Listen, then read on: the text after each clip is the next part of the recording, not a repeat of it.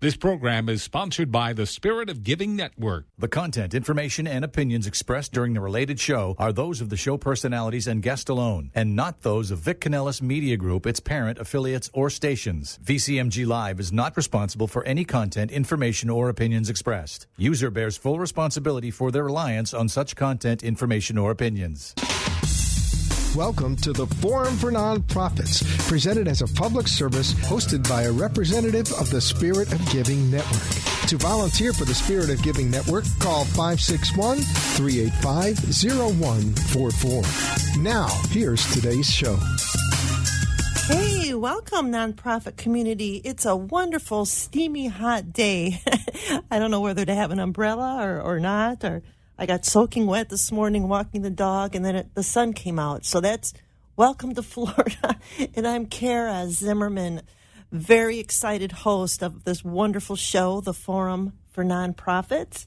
It's an opportunity to hear good news about great people in our community doing fantastic work that so many times we had no idea. So today we get to learn about a wonderful organization. I'll let you know in just a moment, but first I want to give a shout out to the Spirit of Giving Network, our sponsor for this show. Please make sure to, if you need fingerprinting, if you want to find out volunteer information, Spirit of Giving Network is the place to go.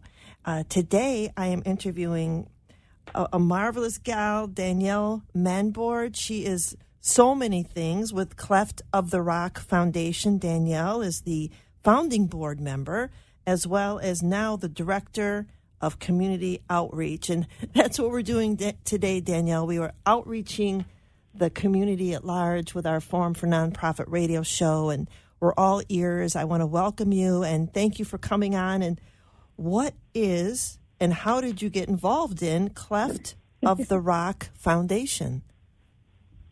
Well, that is a loaded question if I've ever heard one, Cara. Yeah, I usually do that. I do that well.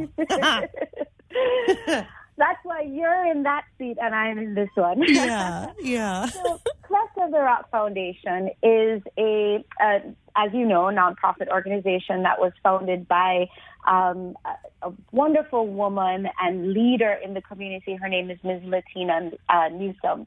I worked with her very closely for several years, and in the course of our work, she started to talk to me about the things that move her outside of what pays the bills.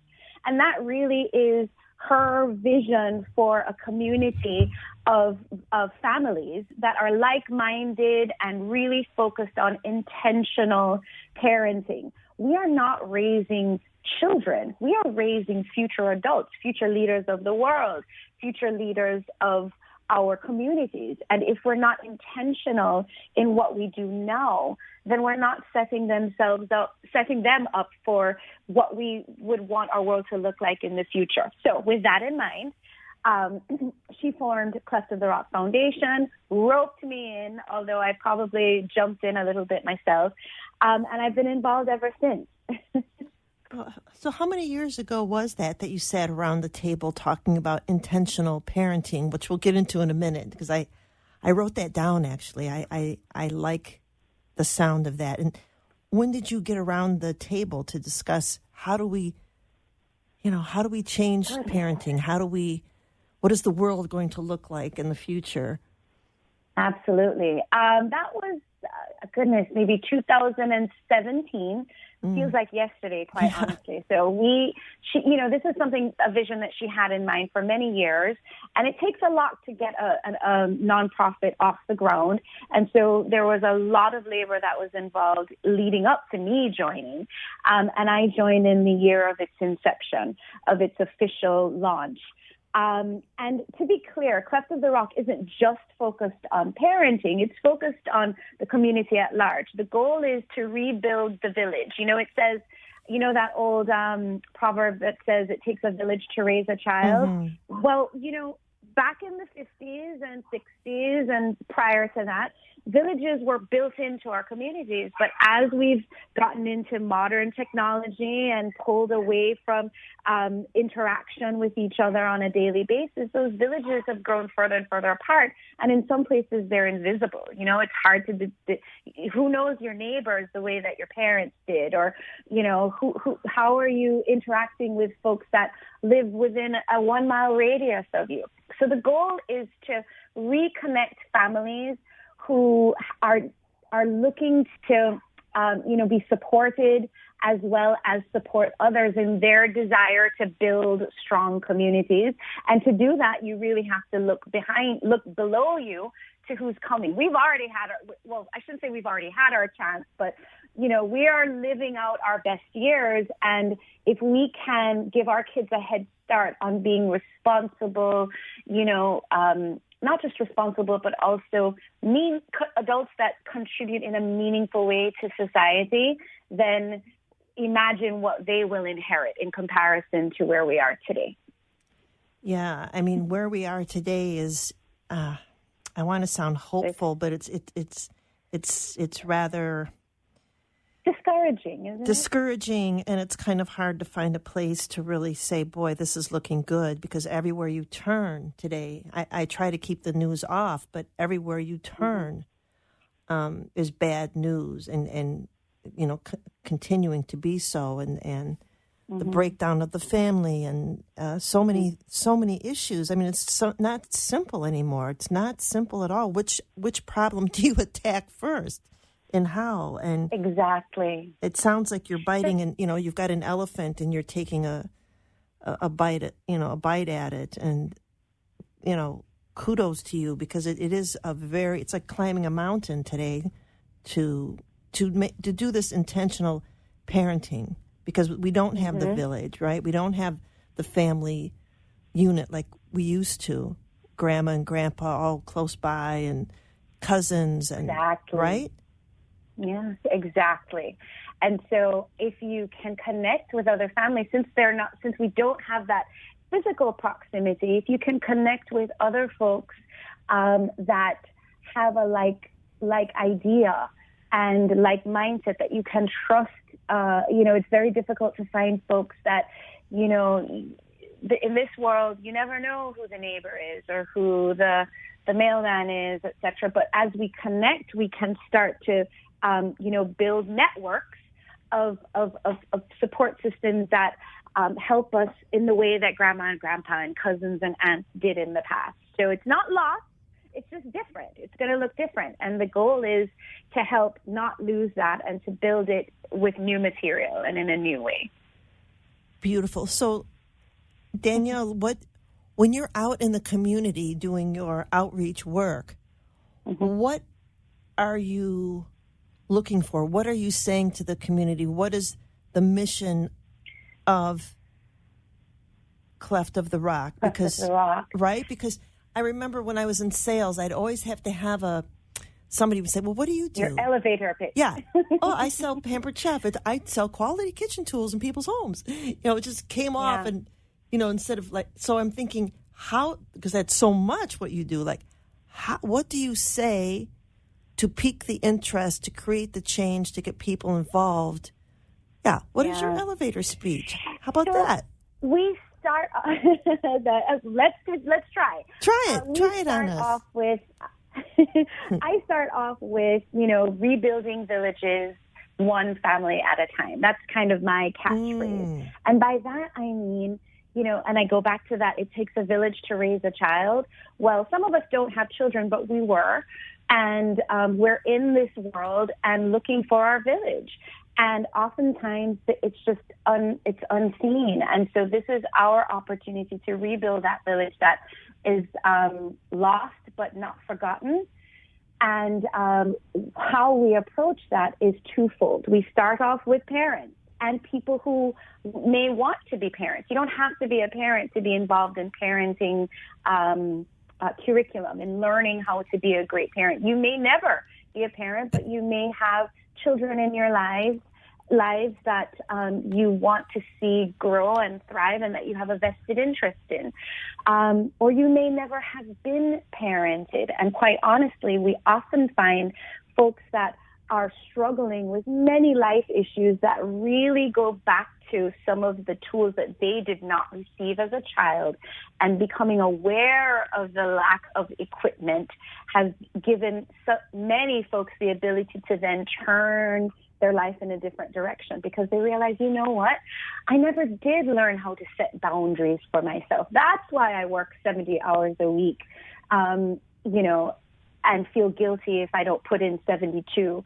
Or you know what? No one ever taught me how to effectively manage my time and my money. And that is why I make money and I have nothing to show for it. So there's so much in that's part of our parenting curriculum that's applicable to folks that even aren't parents. And so we have lots of people that join us in our Parenting on Purpose series that aren't necessarily parents, but have intentions of being, or have been invited by members of their family as people who have a vested interest in the raising of their children, and who get so much out of it for themselves. So interesting. Do you have, when you talk about Parenting on Purpose program, do you have a brick and mortar building where you're holding and hosting parenting programs, community connections, or are you just going out in the community, going into people's homes? How are you structured that way? So we are going out into people's homes. Back before COVID, BC. Yeah. It's over. It's COVID, over. I know. But so much has changed. It's a new era. So back before COVID, we did have, we hosted this 9-week series at various times at local libraries and other centralized locations. But what we found was that it was a challenge for folks to work an 8-10-hour day and then fight traffic to get to one of our locations, and then after we're done, go home. So we started offering our Parenting on Purpose series in your own home. So we do them virtually. Some of them are virtual, and you can also opt to have an in-person meeting for the 9-week series. And then that's hosted at one of either our board members' homes, or we have volunteers that will volunteer to facilitate in their own homes. And then those that have signed up for that 9-week session have the ability to attend in person or virtually through a Zoom each week.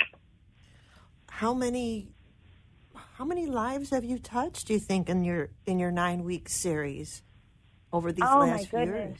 Gosh.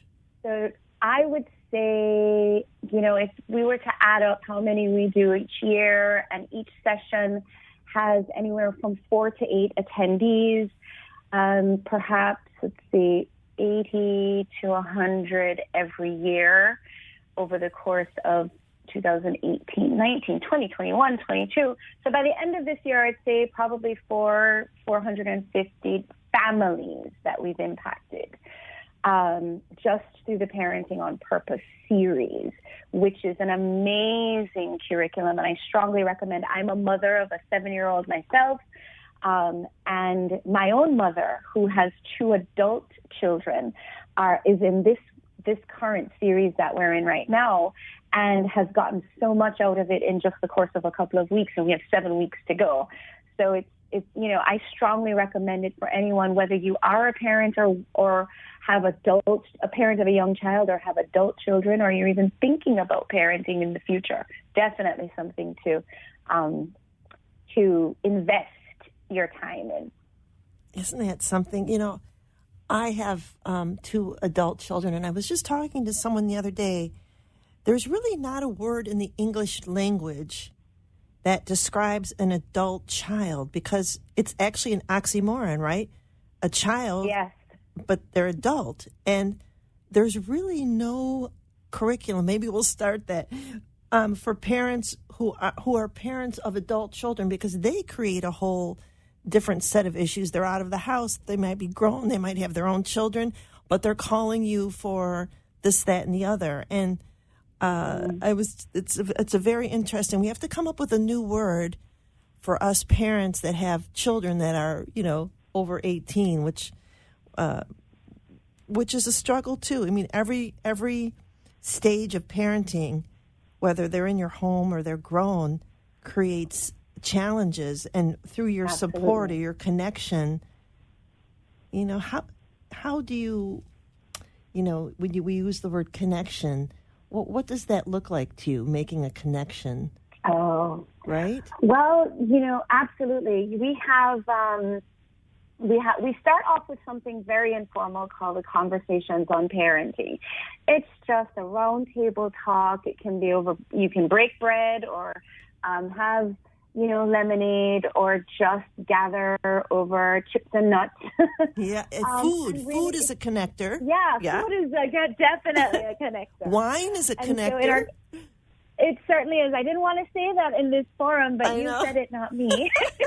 It's whatever makes the it's whatever makes the folks that are there comfortable, right? Yeah. And so we started off with Conversations on Parenting, which was just a way for people to not unload, but to talk to each other and recognize you are not alone in your struggle, whether it be with your children who are 13 or 30-something, and so by having those conversations, that opens the door to the idea that, maybe there's hope for, and this doesn't mean that that you're in a hopeless situation, but maybe there's hope for me for righting some of the wrongs that I unwittingly committed when I was raising my children, because I did not have a plan. I didn't know what I was doing. I was literally flying by the seat of my pants.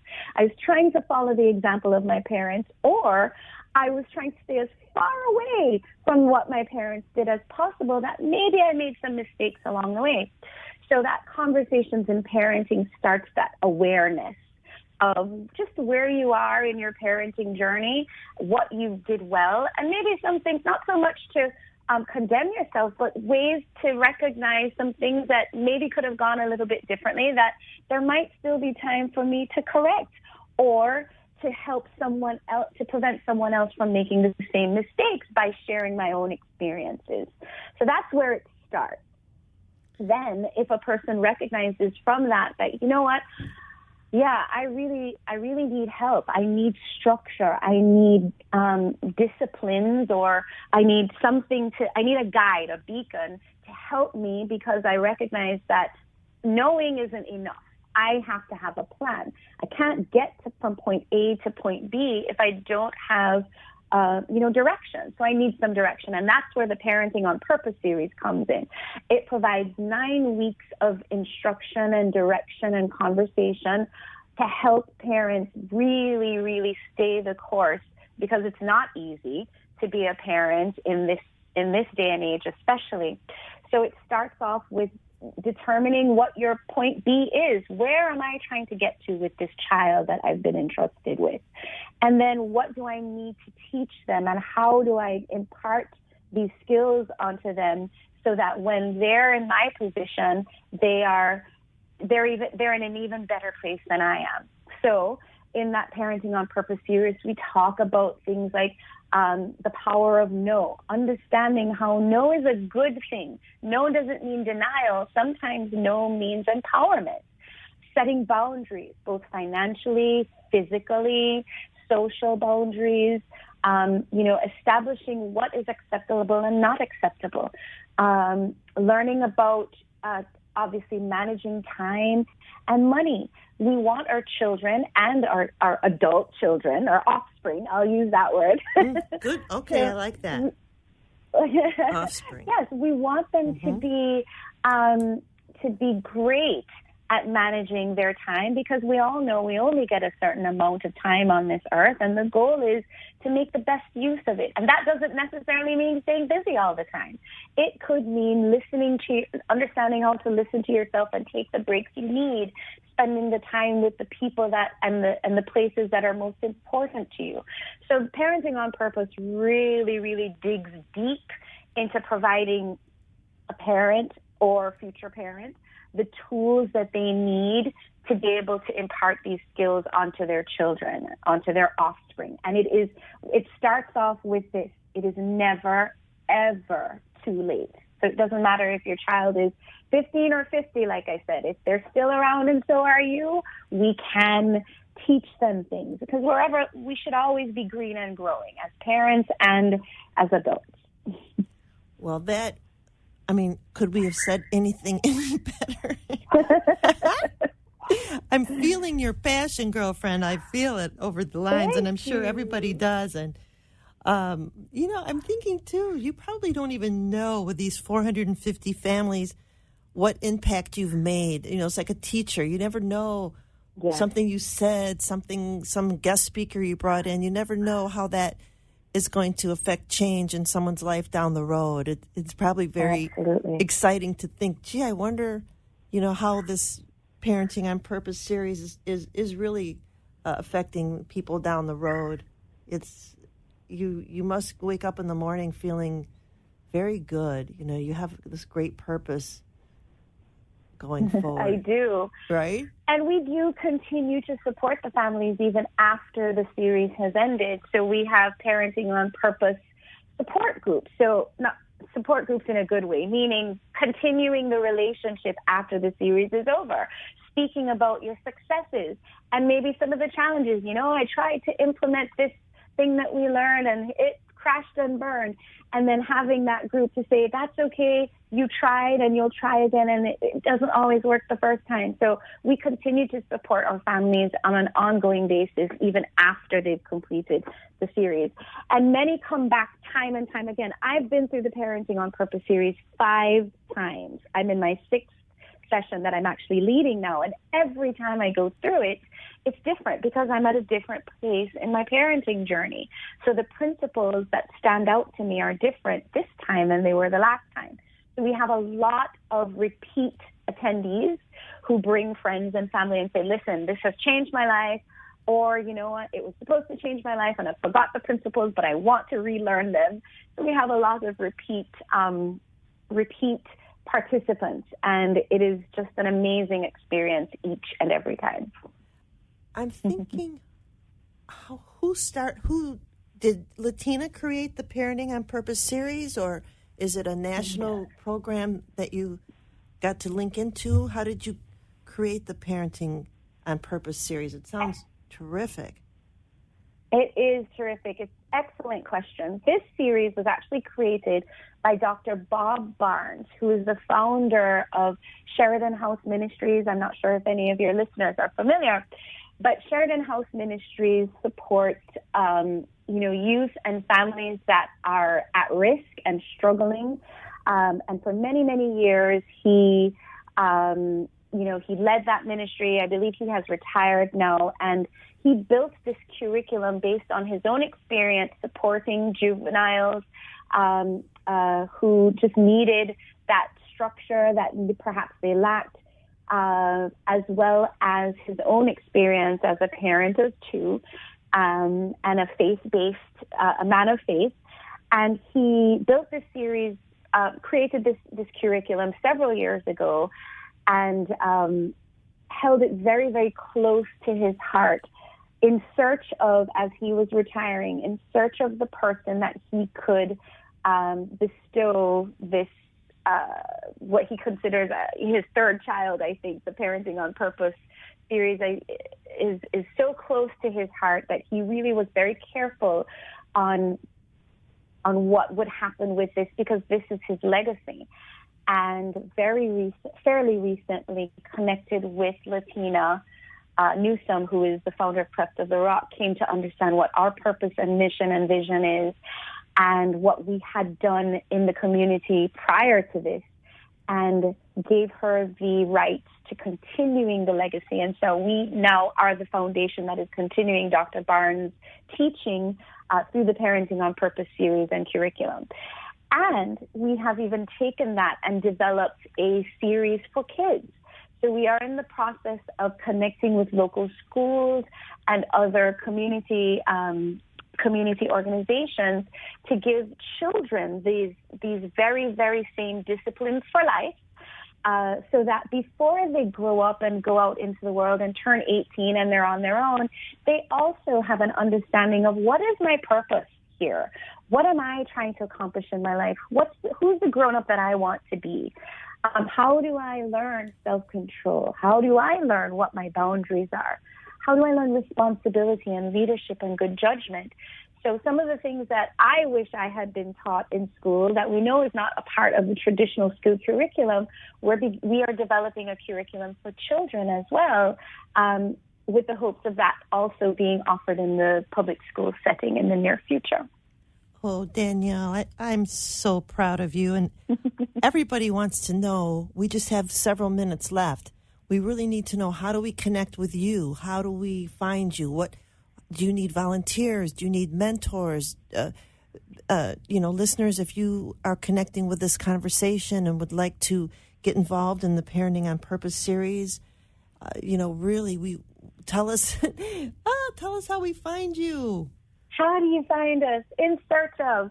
Yes, absolutely. All of the above. We need volunteers. We need, we obviously want more people to participate in the series, even if it's not for you, to tell a friend who you think could benefit from what we've discussed today. And you can find us at Cleft, CLEFT, of the Rock Foundation.org. Not .com. That will take you to a whole different place.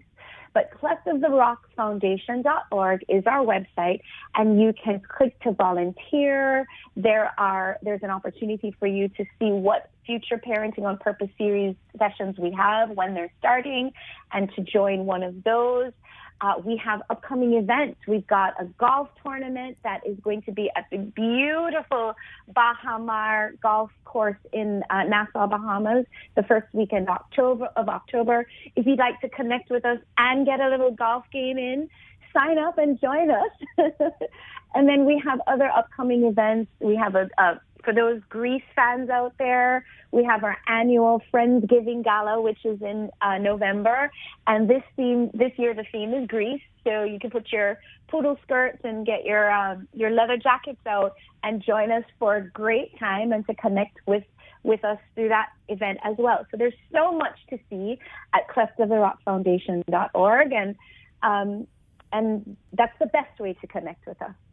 Okay, we are wrapping it up, and everyone check out Cleft, CLEF, like Frank, T, of the Rock Foundation.org. Danielle, all the best to you, and thank you for elevating our community in a beautiful way. It was great speaking to you. Cara. All right, we'll talk soon. We'll have you back to tell us more. Awesome. See you soon. See you soon. Bye-bye.